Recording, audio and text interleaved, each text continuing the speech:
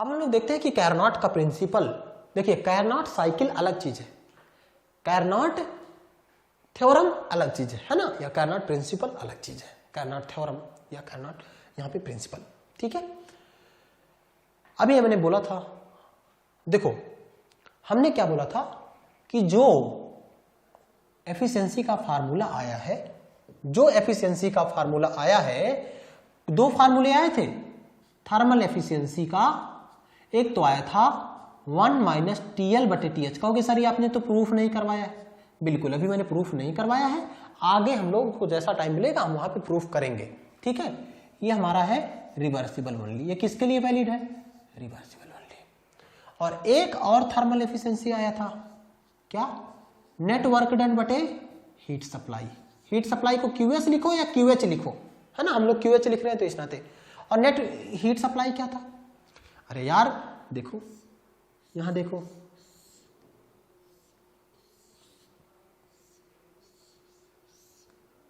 ठीक है, ये आपका क्या है TH, ये आपका क्या है TL।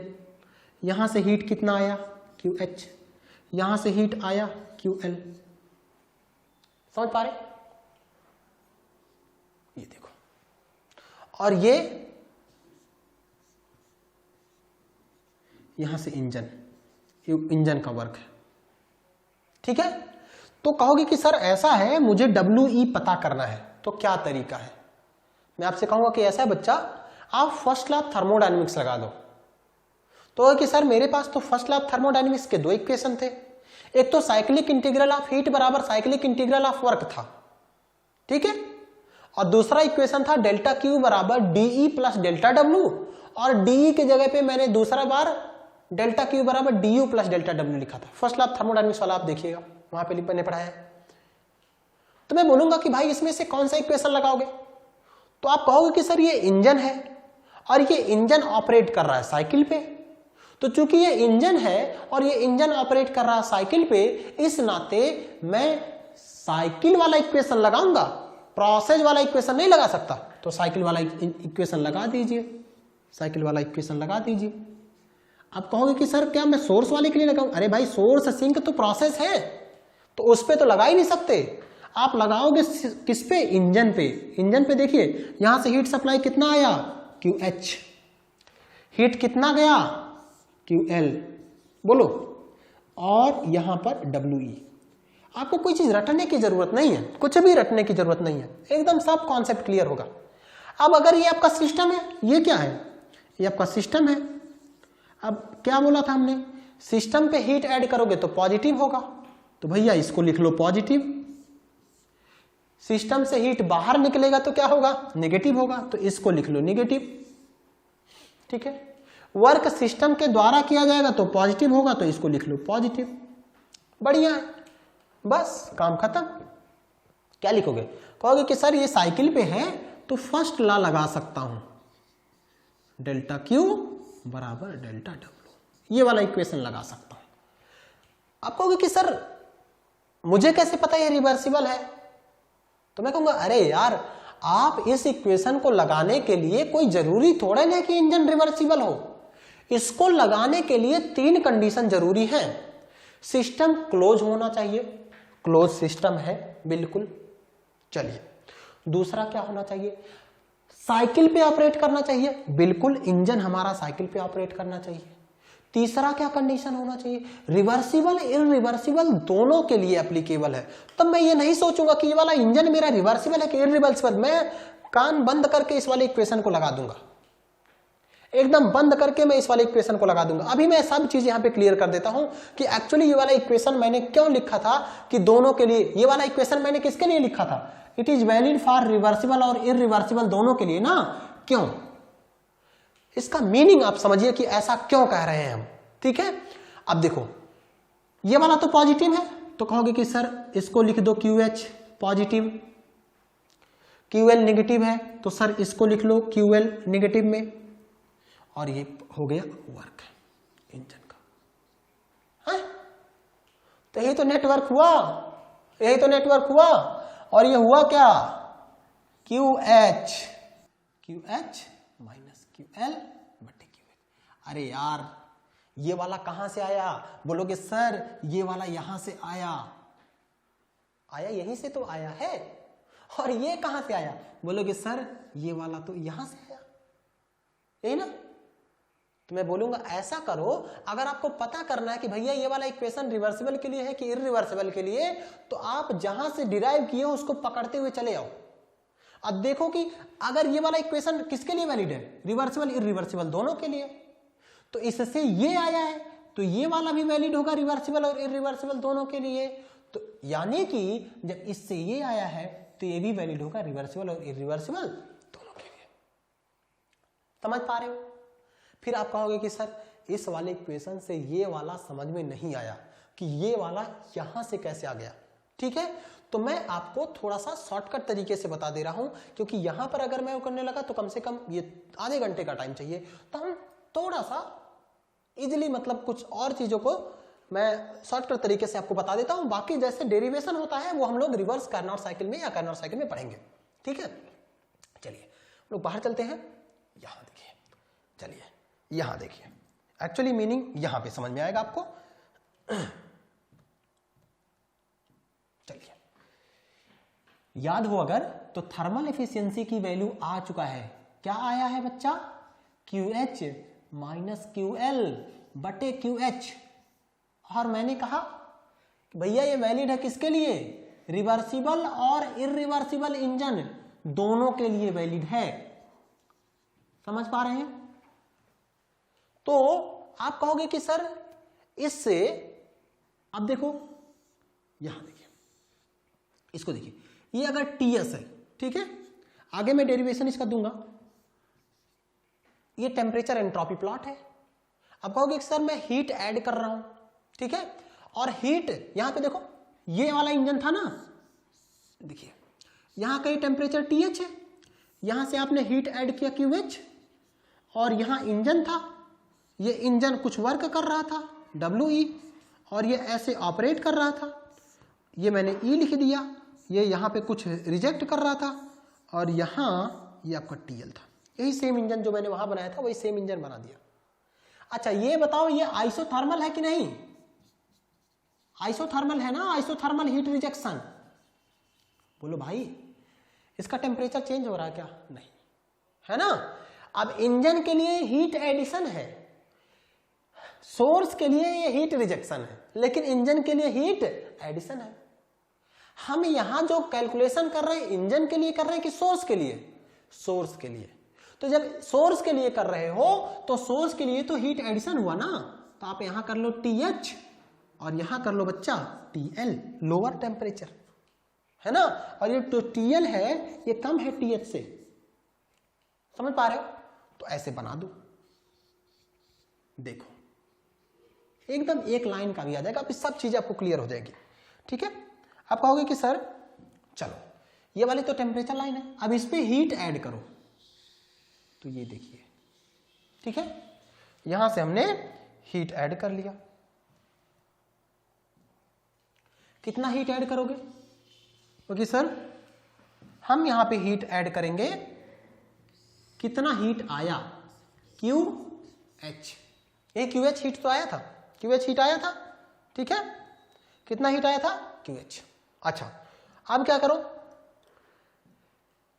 TL पे हीट रिजेक्ट हो रहा है तो TL पे हीट रिजेक्ट होगा, तो मैंने मान लिया QL, TL पे हीट रिजेक्ट हो रहा है, यही ना।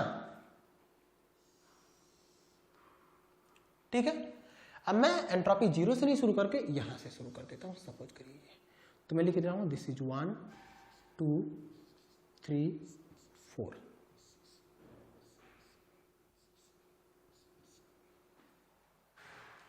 समझ पा रहे हो?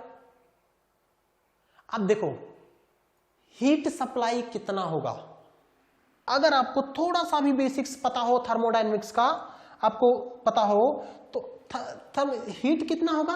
एरिया ऑफ TS डायग्राम, पूरा एरिया, टेम्परेचर एंट्रोपी का पूरा डायग्राम। समझ पा रहे हो? ये देखो ये वाला हीट सप्लाई है, पूरा ये वाला हीट सप्लाई है। अब आप मुझे बताओ कि इसकी वैल्यू कितना है?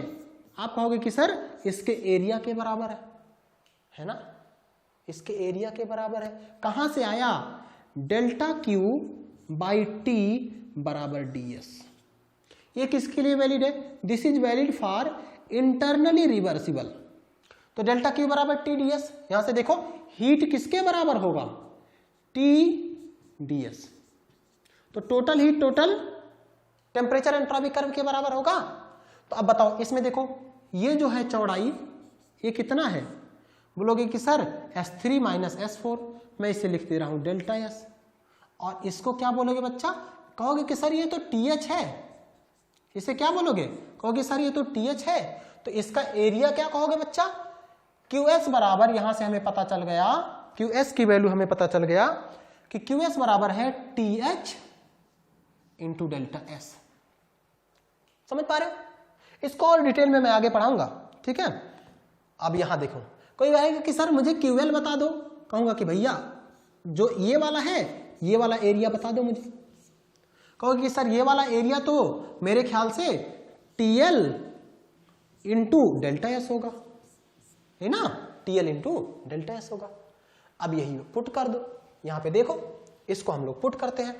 नेक्स्ट स्लाइड लिखिए, यहां पर देखिए एफिशिएंसी क्या था, QH माइनस QL बटे QH, और QH की वैल्यू क्या था, QH की वैल्यू क्या था, TH delta S minus TL delta S बटे TH डेल्टा S।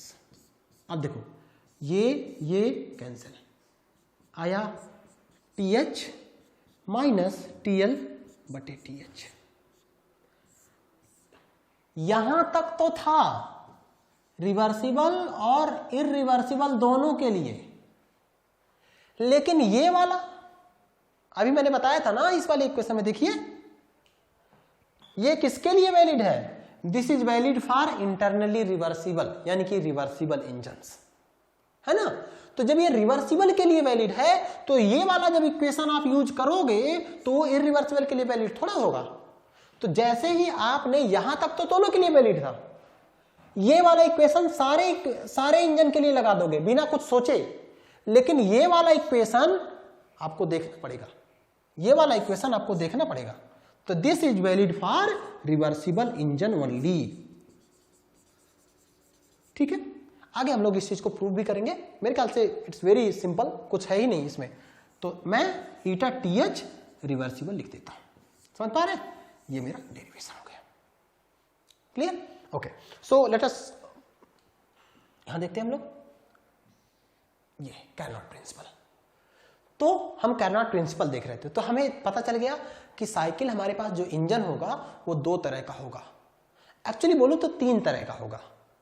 एक तो रिवर्सिबल होगा, दूसरा इरिवर्सिबल होगा, ठीक है, इसमें कोई परेशानी नहीं होगी। और एक तीसरा ऐसा होगा जो पॉसिबल भी नहीं होगा, ऐसा इंजन पॉसिबल ही नहीं है, ठीक है। हम देखते हैं। तो कैरनॉट प्रिंसिपल ने क्या कहा कि भैया हमारे पास तीन तरह के इंजन होंगे, एक तो रिवर्सिबल इंजन होगा। कहोगे कि बढ़िया है सर, अगर जो थर्मल एफिशिएंसी आया था कहां से, वर्क डन बटे हीट सप्लाई से, है ना, जो वर्क डन बटे हीट सप्लाई से जो थर्मल एफिशिएंसी आया, इसकी वैल्यू कहां से आया, नेट वर्क डन बटे हीट सप्लाई, ये बराबर QH माइनस QL बटे QH। बोलोगे सर यहां से जो आया ना, अगर ये एफिशिएंसी कौन सी है, अरे यार ये एफिशिएंसी तो TH माइनस TL बटे TH हुआ। मैंने बोला था अभी, अगर ये 50%, ये भी 50%, मतलब इंजन रिवर्सिबल, यानी ये जो एफिशिएंसी है ये एफिशिएंसी के बराबर हो गया, तो इंजन कैसा होगा, रिवर्सिबल इंजन है, क्योंकि ये वाला इक्वेशन किसके लिए वैलिड है, रिवर्सिबल इरिवर्सिबल दोनों के लिए वैलिड है। फिर कैलकुलेट करो, इसकी एफिशिएंसी ये लेस है TH माइनस TL बटे TH। कहोगे अरे यार इसकी रिवर्सिबल होता तो 50% होता, लेकिन ये रिवर्सिबल नहीं है तो ये 40% है। समझ पा रहे हो, तो यानी कि जो इंजन है हमारा क्या है, इरिवर्सिबल। यानी कि इस इक्वेशन से जो एफिशिएंसी कैलकुलेट करूंगा मैं, उसकी एफिशिएंसी अगर इस वाले इक्वेशन के बराबर हो गया तो इंजन क्या होगा, रिवर्सिबल होगा। बोलो, अगर इसकी एफिशिएंसी कम है इस वाले से तो जो इंजन है वो इरिवर्सिबल हो गया। अब सबसे बड़ी परेशानी ये है कि अगर ये 50% मतलब मैक्सिमम 50% हो सकता है, और कोई भाई साहब कह रहे हैं कि भैया हमने जो इंजन बनाया है वो 60% एफिशिएंट, मतलब मैक्सिमम 50 हो सकता है, लेकिन वो कह रहे हैं कि जो मैंने इंजन बनाया और इसका इस तरह से कैलकुलेट किया तो 60% आ गए। ये पॉसिबल है क्या? नहीं, मतलब वो गलत बोल रहा है। ऐसा इंजन पॉसिबल ही नहीं है जो रिवर्सिबल इंजन की एफिशिएंसी से ज्यादा हो जाए। कब? जब उनका टेम्परेचर सेम हो, टेम्परेचर लिमिट आर सेम। ठीक है, तो कार्नोट साहब ने क्या कहा कि कोई इरिवर्सिबल इंजन है और एक रिवर्सिबल इंजन है। ठीक है, तो रिवर्सिबल इंजन की एफिशिएंसी हमेशा ज्यादा होगा अगर टेम्परेचर लिमिट सेम रहा। रिवर्सिबल इंजन की एफिशिएंसी हमेशा ज्यादा होगा अगर टेम्परेचर लिमिट सेम रहा। इरिवर्सिबल की इंजन एफिशिएंसी कम होगा। अगर इरिवर्सिबल इंजन वाली यानी एफिशिएंसी रिवर्सिबल वाले से ज्यादा हो गया तो ऐसा इंजन बनाना संभव ही नहीं है। तीनों मैंने एग्जांपल लिया है, यहां पे देखिए, एक रिवर्सिबल इंजन है, ये भी रिवर्सिबल है। अब देखो मैंने क्या किया, पहले वाले को लिया, इस वाले को दूसरे नंबर, दूसरे का एफिशिएंसी कैलकुलेट किया, THTL में 50% आया। कितना आया? 50%। तीसरे वाले को कैलकुलेट किया, 50% आया। समझ पा रहे हो? तो इन दोनों की एफिशिएंसी सेम हो गई ना, तो अगर ये रिवर्सिबल है तो ये भी तो रिवर्सिबल होगा। यहां से देखो इन दोनों की एफिशिएंसी बराबर आ गई, तो अगर ये वाला रिवर्सिबल था तो ये भी रिवर्सिबल होगा। अच्छा, फिर इन दोनों को देखा, इसकी एफिशिएंसी 50% था, इसकी एफिशिएंसी 40% था। तो मैंने कहा भैया इसकी एफिशिएंसी कम है तो ये हमारा रिवर्सिबल नहीं हो सकता, ये हमारा क्या है? इरिवर्सिबल। कहोगे कि सर एक और इंजन था जिसकी एफिशिएंसी 50% हो सकता था तो उसके जगह पे 60% है, तो कहूंगा कि भैया ये पॉसिबल ही नहीं, ये हमारा पॉसिबल नहीं है। मेरे ख्याल से कार्नोट प्रिंसिपल क्लियर होगा। ठीक है, अगर ये दोनों बराबर हैं तो रिवर्सिबल इंजन है, इसकी वैल्यू कम है तो इसकी वैल्यू हमारा कम है तो ये हमारा क्या हो जाएगा? इरिवर्सिबल इंजन होगा। And if this is more here, ठीक है, ये ऐसा होगा।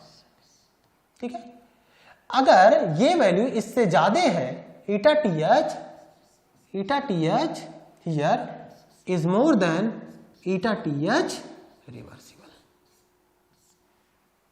समझ पा रहे? तो ये हमारा इंजन क्या हो जाएगा? Impossible engine. ये हमारा क्या हो जाएगा? Impossible engine.